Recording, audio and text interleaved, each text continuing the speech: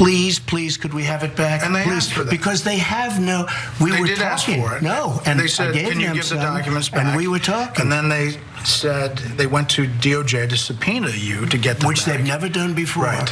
But why not just hand them over then? Because I had boxes. I want to go through the boxes and get all my personal things out. I don't want to hand that over to Nara yet. And I was very busy, as you've sort of seen. Yeah. Okay, so this is the first time they've ever subpoenaed anyone. Yes, they never had to before. When you make an unprecedented time happen, you can't just point to the fact that we're in unprecedented times as a defense.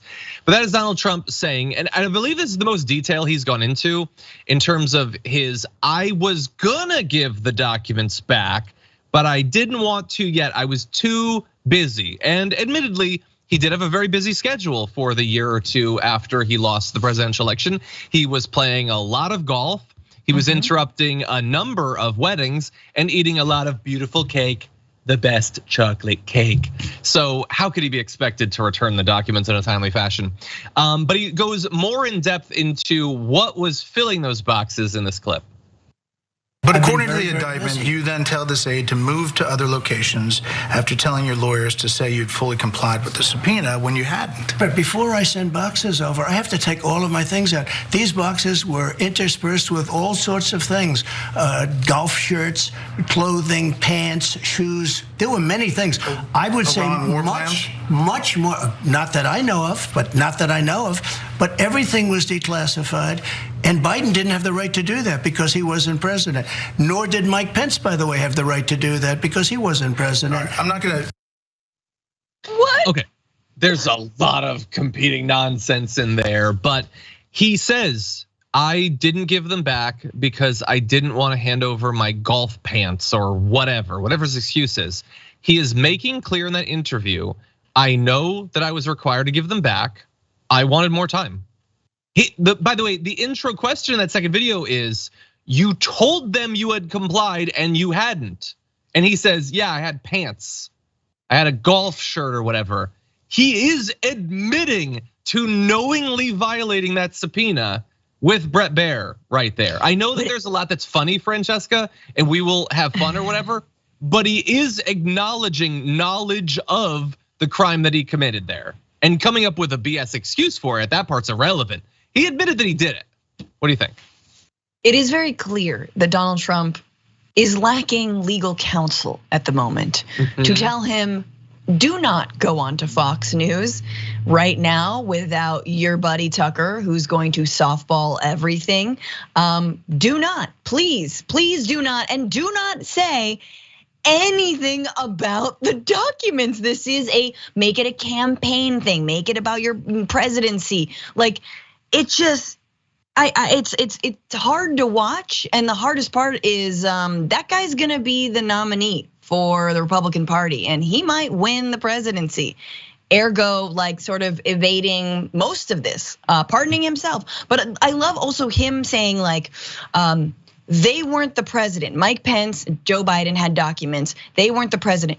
Sir, do you realize the president cannot just do anything that they want? Do you understand that? Okay, let's just make sure. Also, by the way, Biden and Pence, there you go. Biden and Pence gave back the documents when they were asked for the documents back. You, on the other hand, were like, I don't know, there might be vibrators in with the, I keep all of my toys in the dungeon. You're like, he doesn't have a dungeon, but you know what I'm saying. So Evan Corcoran does his investigation, and despite Trump and Walt Nauta's efforts to take all the boxes away before Evan Corcoran could find the documents, he still finds documents because there were so many around. So in response to this, I cannot believe this paragraph exists. In one of the most damaging passages of the notes, Mr. Corcoran describes how Mr. Trump made a quote, plucking motion after he had placed about 40 secret documents in a folder in preparation for handing them over to federal prosecutors. Mr. Corcoran said the gesture made him think that Mr. Trump was suggesting that he should take the folder to his hotel room, quote, his hotel room, and if there's anything really bad in there, like, pluck it out. I hope that I don't need to explain to the audience how highly illegal that is and highly unwise it is to tell your lawyer, look, I did everything I could to stop you from getting these documents, but I biffed it and you got some. So could you now get rid of the documents? That's madness. Obviously the guy's not gonna do that. Evan Corcoran is not Rudy Giuliani. He's not going down with this ship. That's madness. But somehow there's maybe one layer beyond that. When he makes it even more explicit what he wants than the plucking motion, Mr. Trump went on to speak admiringly about an unnamed lawyer for Hillary Clinton. Trump claimed that the lawyer had taken responsibility for deleting emails from a private server for her. He was great, he did a great job. He said that it was him, that he was the one who deleted all of the emails, the 30,000 emails, because they basically dealt with her scheduling and her going to the gym and her having beauty appointments. And he was great. And so she didn't get any trouble because he said that he was the one who deleted them. That is, I have a friend. You take the fall for it. That's madness. No, but I don't know how obstruction could be more obvious than this.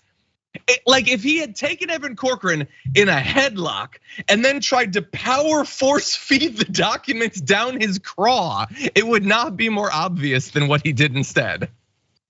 Like I'm surprised there isn't a no backsies quote, like, well, you touched it, it's yours, you touched it, you did it. Like again, with the not trying to touch him with a 10-foot pole, look at the people who have defended Donald Trump, right? Michael Cohen, prison time.